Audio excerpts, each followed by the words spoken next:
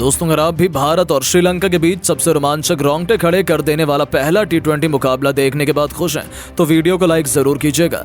आज के वीडियो का लाइक टारगेट हमने रखा है मात्र 100 लाइक्स का, तो लाइक करना बिल्कुल भी मत भूलिएगा। तो चलिए अब आपका ज्यादा समय न लेते हुए शुरू करते हैं वीडियो।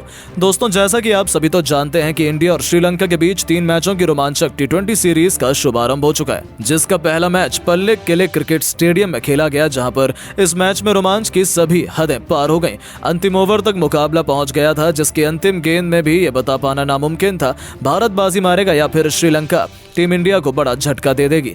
दरअसल दोस्तों, हुआ ये था कि यहाँ कप्तान चरित्र श्रीलंका ने टॉस जीतकर पहले बल्लेबाजी करने का फैसला चुना और यहाँ जब श्रीलंका की टीम बल्लेबाजी करने के लिए उतरी तो हमेशा की तरह उनके लिए पारी की शुरुआत पाथुम निशंका के साथ कुशल मेंडिस की खतरनाक जोड़ी मैदान में उतरी, जहां दोनों बल्लेबाजों से उम्मीद तो यही लग रही थी कि पहले विकेट के लिए बड़ी साझेदारी देखने के लिए मिले। लेकिन दोस्तों, यहाँ पर निशंका के रूप में पहला बड़ा झटका लंका की टीम को मोहम्मद सिराज ने दिया और निशंका का विकेट मात्र 11 रन पर ही गिरा दिया।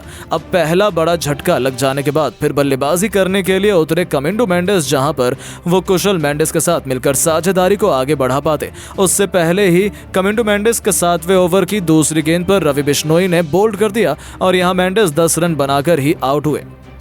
अब ये 2 बड़े झटके लग जाने के बाद लंका की टीम पूरी तरह से लड़खड़ा चुकी थी। ऐसा लग रहा था कि आज के मुकाबले में भी श्रीलंका की टीम ज्यादा लंबी बैटिंग नहीं कर पाएगी और वो ज्यादा से ज्यादा भारत के आगे 120 या 100 रन ही बना पाएगी। अब यहाँ कुशल मेंडिस और एंजेलो मैथ्यूज पर पूरा दारोमदार था अपनी टीम के लिए ज्यादा से ज्यादा रन बनाने का। लेकिन दोस्तों, भारतीय गेंदबाजों को कहाँ पता था कि ये दोनों बल्लेबाज मिलकर आज अपनी टीम की किस्मत चमकाने वाले हैं। जी हाँ दोस्तों, हुआ ये कि कुशल मेंडिस ने ताबड़तोड़ बल्लेबाजी अपने जैसी जारी रखी, उसी तरह का ढंग एंजेलो मैथ्यूज ने भी दिखाया, जहां दोनों बल्लेबाजों ने मात्र 37 गेंदों में ही 72 रन की साझेदारी कर डाली थी। इस दौरान विकेट चटकाना काफी अहम हो चुका था। तभी कप्तान सूर्या ने फैसला किया कि वो गेंदबाजी पर मोहम्मद सिराज को लेकर आएंगे और आते ही 14वें ओवर की तीसरी गेंद पर सिराज ने मैथ्यूज के रूप में तीसरा बड़ा झटका लंका की टीम को दे दिया, जो कि 53 रन बनकर आउट हुए। और मैथ्यूज के आउट होने के बाद फिर कुशल मेंडिस ने हार नहीं मानी। उनका बल्ला रुकने का नाम नहीं ले रहा था। उन्होंने मात्र 34 गेंदों में ही भारत के खिलाफ 84 रन ठोक डाले थे। तो मैदान में उतरे दासुन शनका ने भी अपने बल्ले से तहलका ही मचा दिया। इन दोनों खिलाड़ियों ने अंतिम के 3 ओवर में भी बेहद खतरनाक बैटिंग करी, जहां एक तरफ कुशल मेंडिस ने 53 गेंद पर 96 रनों की मैच विनिंग पारी खेल डाली, तो वहीं शनका ने भी 42 रन बनाकर उनका बखूबी साथ निभाया और उनकी धाकड़ बल्लेबाजी के दम पर श्रीलंका की टीम 20 ओवर में 7 विकेट के नुकसान पर भारत के खिलाफ 245 रन बनाने में कामयाब रही और इस दौरान भारत के लिए सबसे ज्यादा 5 विकेट सिराज के नाम रहे, तो वहीं 2 विकेट रवि बिश्नोई ने हासिल किए। और टीम इंडिया के सामने इतना बड़ा लक्ष्य था जिसका पीछा करना कोई बच्चों का खेल नहीं था। भारतीय गेंदबाजों की आज इन दोनों खिलाड़ियों ने शामत ही ला दी थी। अब दोस्तों, बारी थी भारतीय बल्लेबाजों की इस मैदान पर कुछ चमत्कार कर दिखाने की। दोस्तों, पिछले सीरीज में ताबड़तोड़ प्रदर्शन करके लौट रहे शुभमन गिल से आज सभी को काफी उम्मीदें थी। लेकिन दोस्तों, जब शुभमन गिल और यशस्वी जायसवाल ने पारी की शुरुआत की तो आज यशस्वी काफी बड़ी गलती कर बैठे।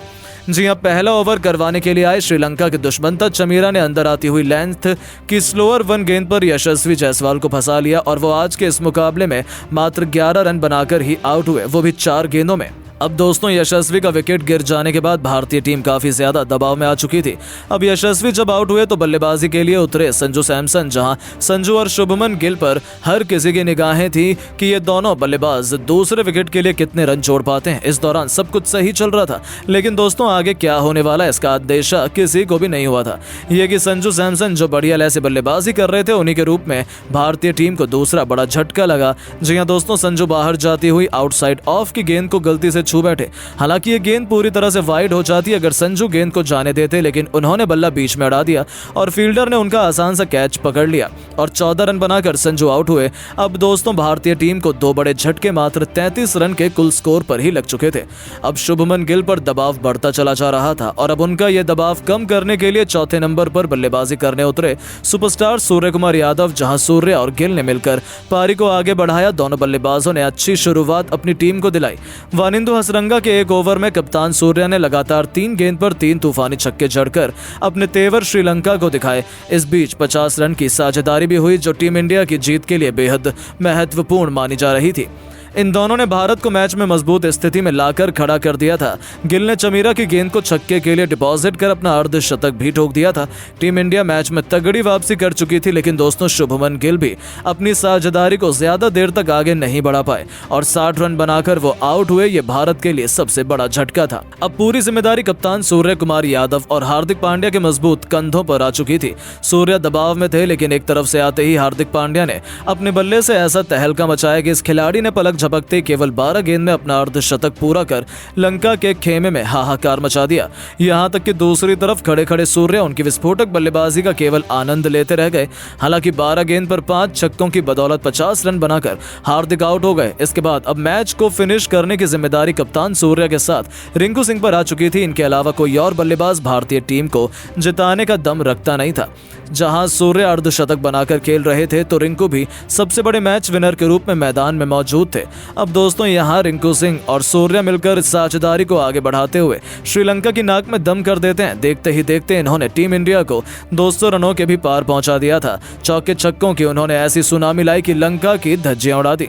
देखते ही देखते ये दोनों मिलकर मैच को अंतिम ओवर तक ले जाते हैं। जहां रिंकू कमाल की फॉर्म में थे तो वहीं दूसरी तरफ कप्तान सूर्य अर्धशतक जड़ने के बाद अपने शतक की ओर आगे बढ़ चले।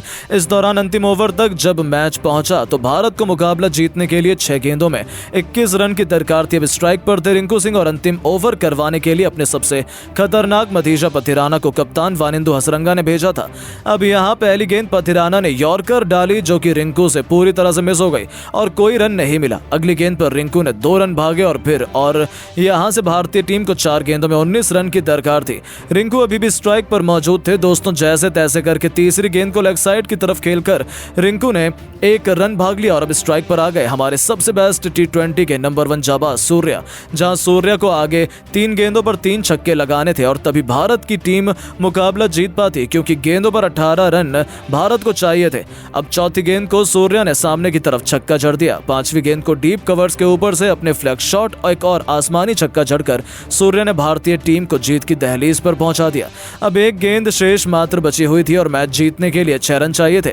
लंका सबसे ज्यादा दबाव में थी। वहीं सूर्य बखूबी जानते थे कि पथिराना वाइड यॉर्कर लेंथ डालने की कोशिश करेंगे और इसलिए सूर्य ने पहले से ही अपनी आंखें जमा रखी थी और अपने बल्ले का परफेक्ट स्विंग दिखाते हुए उन्होंने डीप मिड विकेट के ऊपर से महेंद्र सिंह धोनी के अंदाज में मैच विनिंग 6 ठोक दिया, जिसके चलते भारतीय टीम के होनहार बल्लेबाज सूर्य ने इस दौरान अपना शतक तो पूरा किया ही साथ 104 रन की उन्होंने पारी खेली और अपने शतक के साथ उन्होंने भारतीय टीम को मैच भी जिताया।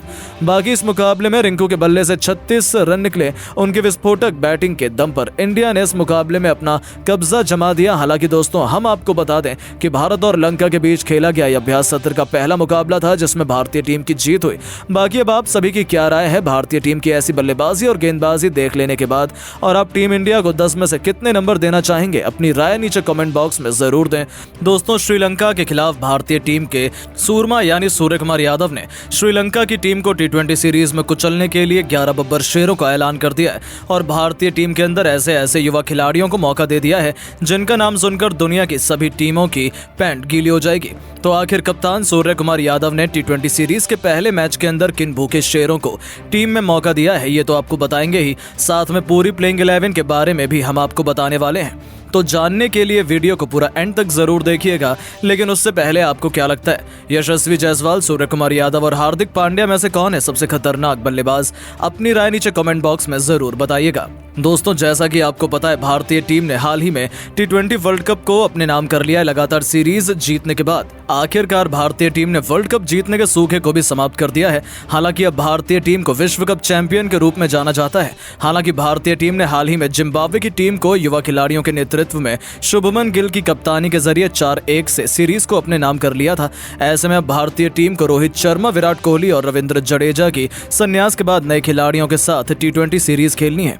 आपकी जानकारी के लिए बता दें कप्तान रोहित शर्मा ने T20 से संन्यास ले लिया है। ऐसे में अब भारतीय टीम को नए कप्तान की जरूरत थी, जहां पर BCCI ने T20 वर्ल्ड कप जीतने के बाद नए कप्तान के साथ नए कोच का ऐलान भी कर दिया है, जिसमें भारतीय टीम को नया हेड कोच गौतम गंभीर के रूप में मिला है। इतना ही नहीं, भारतीय टीम को श्रीलंका के खिलाफ सीरीज में नए कप्तान के साथ उतरना है। दरअसल BCCI ने श्रीलंका के खिलाफ 27 जुलाई से 3 मैच की T20 सीरीज के लिए टीम का ऐलान कर दिया है, जिसमें भारतीय टीम के विश्व कप में उपकप्तान रहे हार्दिक पांड्या को रोहित शर्मा के संन्यास के बाद कप्तानी की जिम्मेदारी नहीं दी गई है और उनके ऊपर से वर्कलोड हटाते हुए भारतीय टीम के लिए नए टी20 कप्तान के तौर पर सूर्यकुमार यादव को शामिल कर लिया गया है।